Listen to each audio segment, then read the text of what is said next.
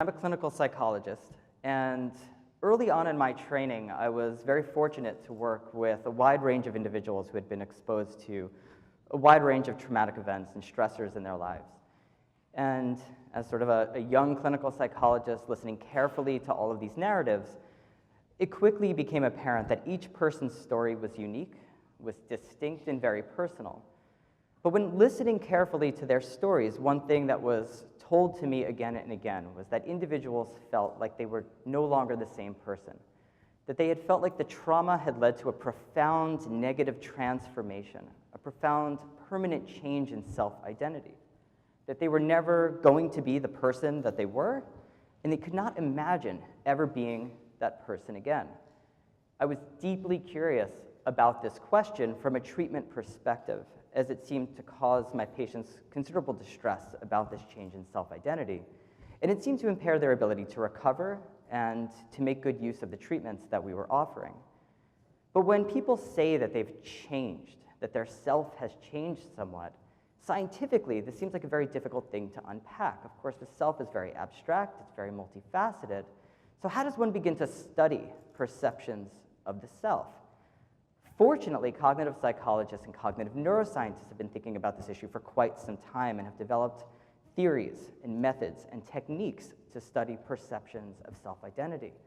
So what my colleagues and I have been doing for about the last 5 to 10 years has been drawing on theories and techniques and methods and frameworks from cognitive science and from cognitive neuroscience and applying it to the study of post-traumatic stress disorder to see if we could better understand how certain aspects of self-identity might be altered, and importantly, whether or not we can change how people view themselves as a way to promote healthy living and to improve the quality of treatment. So briefly, what is post-traumatic stress disorder? It's not one thing, but it's made up of a constellation of symptoms like feeling jumpy and hyper-aroused and on edge, avoiding people or places or thoughts associated with the event that took place, possibly using drugs or other kinds of substances as a way to reduce emotion. But importantly, and perhaps what sets it apart from other kinds of mental health issues, is the fact that we believe an event or a series of events caused the symptoms that people are experiencing. So therefore, how you remember that event becomes critical to the diagnosis as well as the treatment. So therefore, distressing autobiographical memories like flashbacks, intrusive memories, and nightmares are quite central to our understanding of the pathology. Now, importantly, in the immediate aftermath of a trauma, almost everyone experiences some symptoms. This seems adaptive. The body wants to remember what just happened so you don't forget it. But over time, naturally, most people will recover, and they'll be able to function again without any kind of intervention. But what we know from countless studies now is that a significant minority of individuals will experience chronic symptoms, chronic PTSD. And I think one of the most important things about summits like these is that we can begin to think about how can we prevent that roughly 8 to 20% of people who will develop PTSD before they actually develop chronic symptoms, or how can we help those who do even better than we are today? Now, of course, this is a major public health issue. Chronic PTSD is associated with a wide range of burdens, not only to individuals, but to families, to communities, and society as a whole. So again, I think summits like these are incredible for bringing together interdisciplinary teams to think through these very important issues. Now, going back to memory, over the last 10 years or so, cognitive neuroscientists have done an exquisite job at identifying brain regions that are associated with how we remember our personal pasts, autobiographical memories. When you think back over your lifespan and you think about the most important events of your life and you bring them to mind and you mentally time travel back into the past, unlike popular culture would lead you to believe there's not one single spot where each memory resides, but rather there's a network of structures that give rise to that experience of mental time travel. Now, importantly, over the last several years also, researchers, especially at Harvard and other places, have shown that the network of structures in the brain that allows us to recall the past is involved in allowing us to imagine ourselves in the future. And when I began reading that there's this bidirectional overlap between brain structures involved in past and future thinking, as a PTSD researcher, a light bulb went off for me. To date, most of PTSD has been conceptualized as a disorder of memory, how we remember that traumatic event. But given that there's such an overlap between the past and the future in healthy individuals, well then, Is there something altered about self-identity when people are projecting into the future as well?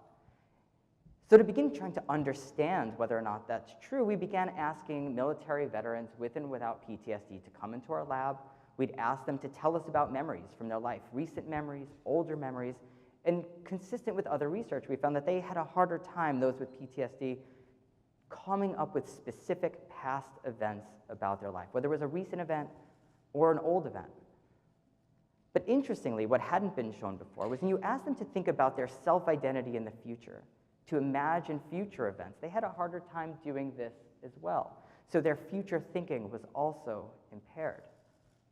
Now, more recently, and we haven't published these findings yet, but I wanted to show this to you. I thought you'd find this interesting. We've now been doing this in the brain scanner, where we're asking individuals with PTSD and without PTSD to recall or imagine events, both positive and negative. Now, interestingly, there doesn't seem to be any difference in terms of negative memories, in terms of brain regions that are active, between those without PTSD, with and without PTSD. But those without PTSD seem to be recruiting an area in the prefrontal cortex more when they're recalling positive memories. This area in the prefrontal cortex, which we know is involved in the retrieval of memories, that seems to be underutilized in individuals with PTSD when recalling positive events. Now, similarly, in terms of thinking about the future, we find almost the same finding.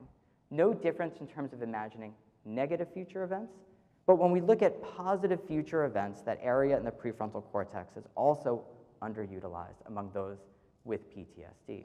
So we're beginning to show that at least one facet of self-identity, how people think about themselves in the past and imagine themselves in the future, seems to be altered in how people think about this, but also in terms of the neural circuitry that supports these processes. So my colleagues and I have been wondering, can we change how people see themselves in the present, and could that impact how they recall themselves in the past and imagine themselves in the future? Now, one aspect of trauma that we see consistently is that people feel low levels of self-efficacy, that at any point something bad can happen again. They feel like they have very little agency or control over their environment. So we've been doing a series of studies with college students and also with clinical populations to see if we can boost perceptions of controllability and coping, and to see how that impacts thinking and neural circuitry. So a study we did a couple of years ago, we brought in college students, all with no mental health issues, randomized to one or two conditions. In one condition, we told them based on the forms that they filled out ahead of time, they were exceptional copers. They were in the top 1% of people who could cope in the world. We told them that, like everyone else in the world, they feel negative experiences after a stressful event, but they bounce back much faster. As you might expect, we also had another condition. Those were the low self-efficacy individuals, and we gave them false feedback that they were in the bottom 30% of copers based on the way they completed some forms. We said, this was just based on the forms you filled out. Can you tell us in your own words how you tend to cope with stressful events? And incredibly, the false feedback seemed to work quite well. Those in the high self-efficacy condition were relaxed, carefree, optimistic in the face of adversity, and those in the low self-efficacy condition were agitated, stressed, incapacitated, etc. And this was among high-performing college students. After they received this false feedback and we created these two conditions, we asked them to do that same kind of memory and future thinking task. Interestingly, those in the low self-efficacy condition started to think in ways like those with individuals with PTSD. They showed a reduction in the ability to recall specific past events and had a harder time imagining future events as well. We also did a subsequent study using that same manipulation. People came into the lab, they were randomized to the high self-efficacy or low self-efficacy condition. They were then asked to watch a 10-minute video of a car accident video. That's pretty common in psychology research. It's kind of an analog of watching a stressful event. And afterwards, we told everyone in the study that the false feedback we gave them was completely false, that we didn't know what kind of coper they were. There was no way for us to tell, and we asked them then if we could check in with them 24 hours later. Just one interesting point, when we told everyone that we had no idea what kind of coper they were, Those in the high self-efficacy condition said, well, this may have been false feedback, but I can assure you I am in the top 1% of copers. And those in the low self-efficacy condition said, I knew that that was fake because I'm an exceptional coper. So that was an interesting sort of just observation. We contacted everyone 24 hours later just to see how they were doing, but we also asked them in the past 24 hours, how many times did visual images of that video come to mind? And what we found was that people in the low self-efficacy condition thought about the video more, right? And this is interesting because how they viewed themselves at the time of watching this stressful video seemed to actually lead to more intrusions afterwards. So your perception of self, not only afterwards, but at the moment of a stressful event, could potentially lead to differences afterwards. Now, we're trying the same thing now with clinical populations, so with veterans with and without PTSD, but we're not giving them false feedback. We're actually asking them to think about 3 moments in their life in which they exhibited self-efficacy, where there was a stressful event, but they were able to manage this event in some way, where they demonstrated exceptional coping. If you ask someone to really think about it, usually people can find at least 1, 2, or 3 moments in their life that they would describe as this. And in the other condition, we just ask them to tell us about any 3 memories. And then we give them some cognitive tasks afterwards, like these memory and future thinking tasks. And what we've been finding so far is that those individuals who were thinking first about times in their life where they were highly self-efficacious, they're now thinking about the future in more goal-oriented ways with a greater sense of agency, which of course potentially could be very important for treatment. And finally, the last piece of data I just want to show you is a study that's ongoing now. We're about to wrap it up, but we're doing that same kind of feedback. We're asking veterans with and without PTSD to either think about these times in which they exhibited self-efficacy or they're in a control condition. And then we ask them to go into the scanner, and we tell them they're going to see 2 colors appear on the screen. When they see one color, nothing will happen. We say that's the safe color, but the other color, they may receive an irritating, sort of mild shock to the wrist. And they decide on that level of shock before they go in. They actually do feel it.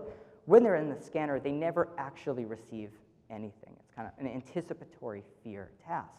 And what we were interested in is, by boosting levels of self-efficacy, would we see neural differences in terms of how they respond to this anticipatory fear? And what we've found so far is that this brain region, the same one that seemed to be underutilized by individuals with PTSD when recalling the past and imagining the future, seems to come on with greater activation when they were first in the high self-efficacy condition. And this is in response to when they think they might get a shock. For those in the high self-efficacy condition, they're showing greater recruitment of this structure in the brain, which not only is involved in memory and future thinking, but we know from a lot of studies in the regulation of emotions. So where does that leave us today? Well, the self may be this very multifaceted, abstract thing, but I think we can use techniques and methods and frameworks from cognitive science and cognitive neuroscience to begin to systematically study it, given its important role in the understanding and treatment of PTSD. We're beginning to identify the neural correlates that underlie this, but I think importantly, it's really beginning to point to self-efficacy as a key variable underlying this disorder. Coming back to the summit as a whole, if we're thinking about self-efficacy, I don't think this is a purely psychological issue. I think we all need to be thinking in a very interdisciplinary way, how do we boost self-efficacy, agency, and empowerment? I think this happens on the individual level, on the family level, on the social level, and even on the economic level. And I hope that over the course of the rest of the day, we can continue this conversation about how do we empower individuals to feel a greater sense of efficacy and agency in their life. Thank you.